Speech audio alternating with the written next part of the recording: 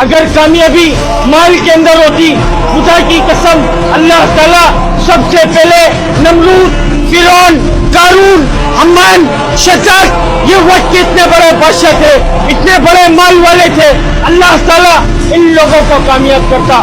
کیا نہیں تھا ان کے پاس؟ اللہ کا حکم نہیں تھا، نبی کے طریقے نہیں تھے. اللہ تعالیٰ نے ان کے مال کے ساتھ ان کو زمین کے اندر غرق کر دکھایا. اللہ کے واسطے میرے بھائی، ہم سب اللہ کے غلام ہیں.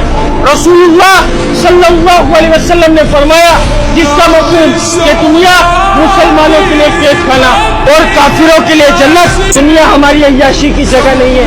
ہماری عیاشی کی جگہ، ہماری آرام کی جگہ، ہماری راحت کی جگہ کیا ہے؟ جنت ہے میرے بھائی. اور اس جنت کا کیا ذکر فرما رہے ہیں کہ وہ جنت اللہ نے کس کے لیے تیار کر رکھی.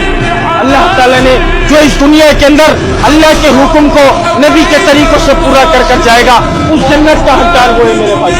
1,24,000 پیغمبروں کو اللہ تعالیٰ نے دنیا میں معبود فرمایا تھا.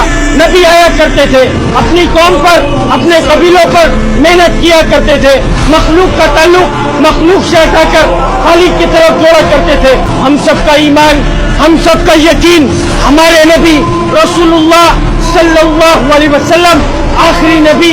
قیامت تک کوئی نبی، قیامت تک کوئی نبی. اب دین کو کون پھیلائے گا میرے بھائی؟ دین کو پھیلانا میری، آپ کی، ہم سب کی، پوری امت مسلمہ کی ذمہ داری. اور یہ ذمہ داری اللہ رب العزت نے قرآن پاک میں ہم سب پر لگائی.